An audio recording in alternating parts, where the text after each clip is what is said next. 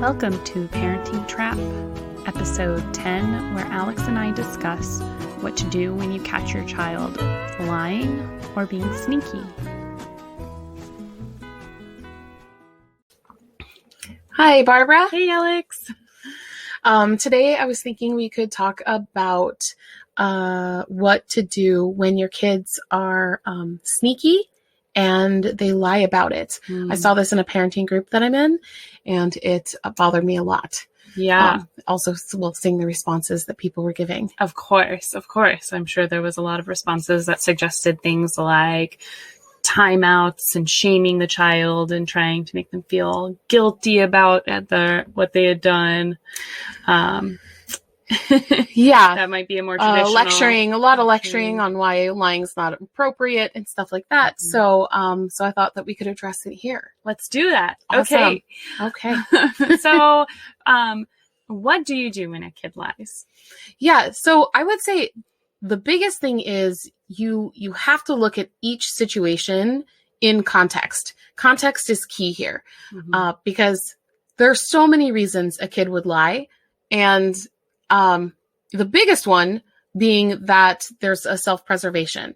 We all do it. So if they think that they're going to get into trouble, then they're probably going to lie about it. Mm-hmm. So I would say, first of all, we need to abolish punishments. Yes. Because that's like the biggest reason kids lie. Which is definitely a core philosophy here. We've said it. We'll say it again.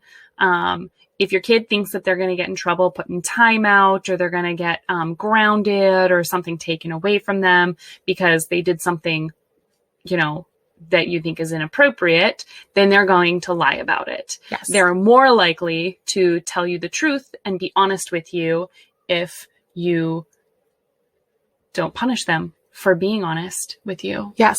Yeah.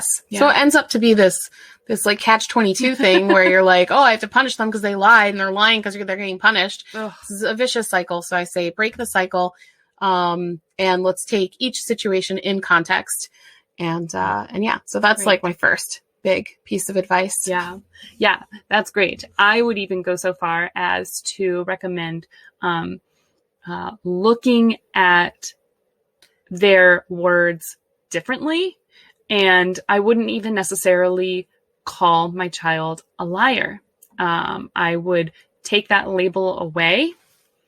And let's say my kid came home with a toy from a friend's house, and I realized that they had stuck it in their pocket.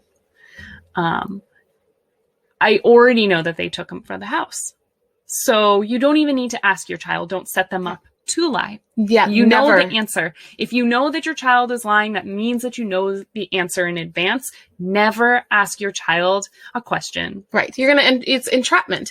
You are setting them up to fail. If you ask them a question you know the answer to, and you suspect they might lie about it. If it's an answer that they think you're not going to like, they very likely will lie. Yeah. Even if you tell them not to, they probably still will. Mm-hmm. So just don't do it. Don't put them in that situation. You know the answer to the question you're about to ask. Yeah. So if that's the case, I would say, oh, hey, I see that you have this car that was from Susie's house. We'll need to give it back to Susie. And if the kid gets upset because they wanted to keep the car for whatever reason, that's okay. They're entitled to those feelings. It's very hard for them to see outside of themselves. And this is all learning experience. Mm-hmm. They're kids. They need to go through this. Yeah, absolutely. And sometimes kids, I think it might be nice to address right now some of the reasons kids lie, one of which could be self-preservation. And I think another good thing to remember is sometimes kids say things that they want to be true, not because they're intentionally lying. I mean, we see kids enter fantasy worlds in and out very easily, and it can seem sometimes like it's coming out of nowhere, right? But for us, we need to kind of get in that mode with our children sometimes to like enter their fantasy. But children can enter their fantasies at any moment. So sometimes they might even be lying because it's something that they want so badly to be true. Yes, they are. They're playing with reality. And a lot of them are wondering if they think it, wish it, say it out loud, does that make it true? because that's something they need to learn. And so then I would just play along. A lot of times also kids will say things that might not be true because you were saying they want it to be true, but they're actually going through the process of thinking about it in their head. So I've heard things like kids say, I can ride a 2-wheeled bicycle. And then the parents say, no, you can't. And it's like, just let the kid be. They are obviously wanting to ride a 2-wheeled bicycle. They're thinking about it. That's them going over it in their head. And it probably feels very real to them. And they're trying to get the confidence to try again and learn. Yeah. And when you tell your kid something like, no, you can't, you've never done that before, you almost suck the confidence out of them. Mm-hmm. It's like, oh, I can't do that. I shouldn't even try. So that's something to keep in mind. Yes. Yep. I would just say, validate that. Wow, you're really thinking about riding a 2-wheeled bicycle. Do you want to go try it? Yeah. Maybe we can try it. Should we take the training wheels off? Or you can always explore that with them. And if they say no, let it be, Yes. If they say yes, support them in that too. Yeah. And like the worst thing you can do, I think, is try it, like call a kid out on a lie. Like, that's a lie, because then you put them in the situation to look deep into that inside themselves and then admit that you're right and they're wrong. And that's hard enough for adults to do. Like, if you are caught in a lie, to then most people want to just save face and they'll just dig their heels in. They're like, no, I am not. So, no one wins in that situation. Yeah, absolutely. Absolutely. Yeah. I mean, I think even sometimes we face that, something that comes to mind is when, sometimes I'll tell a story and I remember something one way. And then, somebody might correct me that was there. Oh, that's not how it went. And that's like literally my actual reality, right? And that other person had a different real reality. And so, from my perspective, I saw it one way, and maybe I was wrong, maybe they're wrong. But when you have that kind of disagreement, I will oftentimes double down. No, you're remembering incorrectly.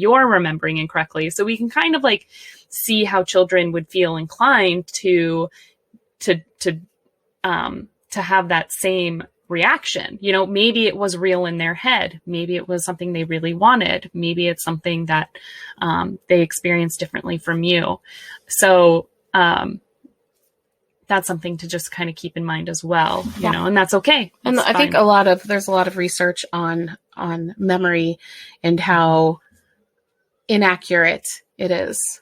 Oh yeah. So that's totally normal. Yes. Absolutely. Especially for a 5-year-old who is already having a hard time distinguishing reality from fantasy. Yes. Yeah. So I think their fantasy can feel very real at times. And it's so sweet. It's so sweet that they, they might feel so strongly about something that they, they are willing it to be true. Mm-hmm. And, we don't want to suck the life out of their joy when they are so excited about something like that. Right. So it's like I say all the time, we need to look at the behavior as neutrally or as positively as possible. And looking at it as sneaky and lying automatically puts a negative spin on it. Mm-hmm. So I would just go into it with curiosity, try and figure out why they're saying what they're saying, and then address that. Don't address the fact that the words coming out of their mouth are not necessarily accurate. Yeah. Now, sneaky is one thing that I think a lot of adults accuse kids of. And like, it looks like they're doing something so intentionally. So, yeah. And they might be okay, I want to go, I know I'm not supposed to have cookies, so I'm going to sneak into the kitchen and get cookies, right? Yeah. But I would look at that as they're just trying to do what they think is best for them. And it's our job to not let them get under our skin, to not let them annoy us. So we set them up for success when we don't give them opportunities to do that. And if they end up doing that and, like in our first episode, eat a bag of marshmallows for breakfast, then like I've been in that situation too. I was like, oh, wow, you found the cake or something. Okay. And I just have fun with it. That was something. Now I know that I need to watch that closer. Yes. Get it more out of reach. Kids notoriously have poor self-control. And that part of the brain that makes them think rationally and allows them to see kind of outside of their behavior and how others might view it or how you might react in that moment, it's probably too enticing for them.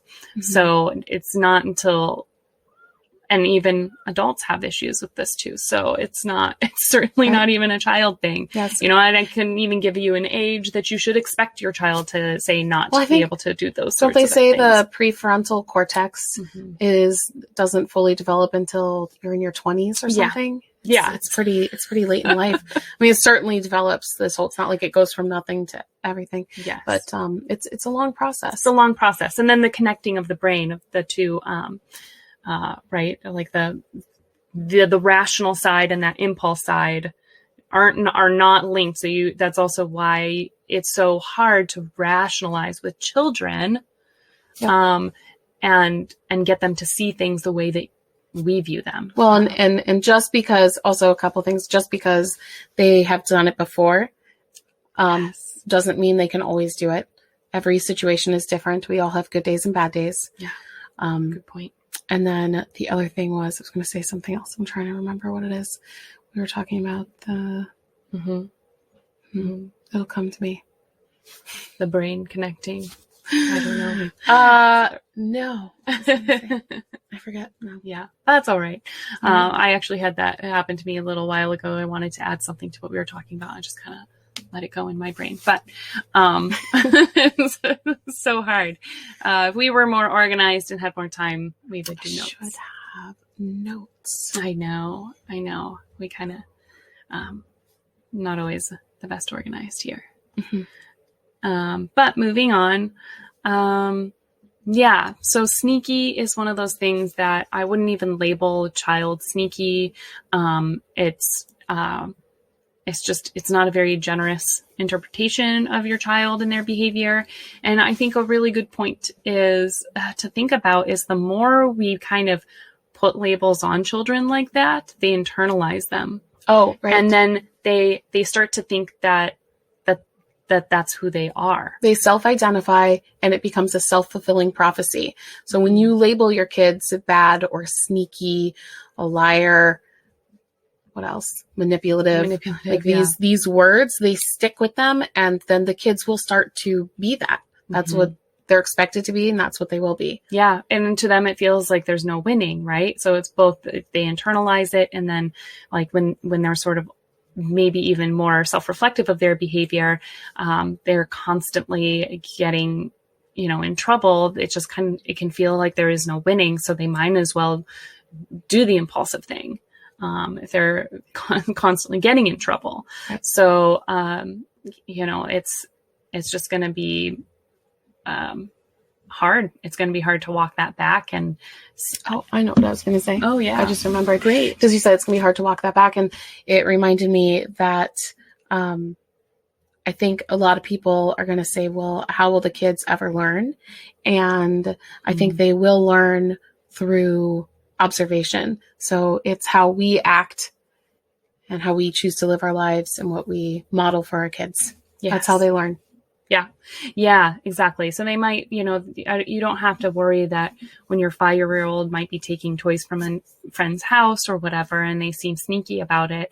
As long as we're not doing that to our friends consistently or to our children, like don't take your children's things away from them.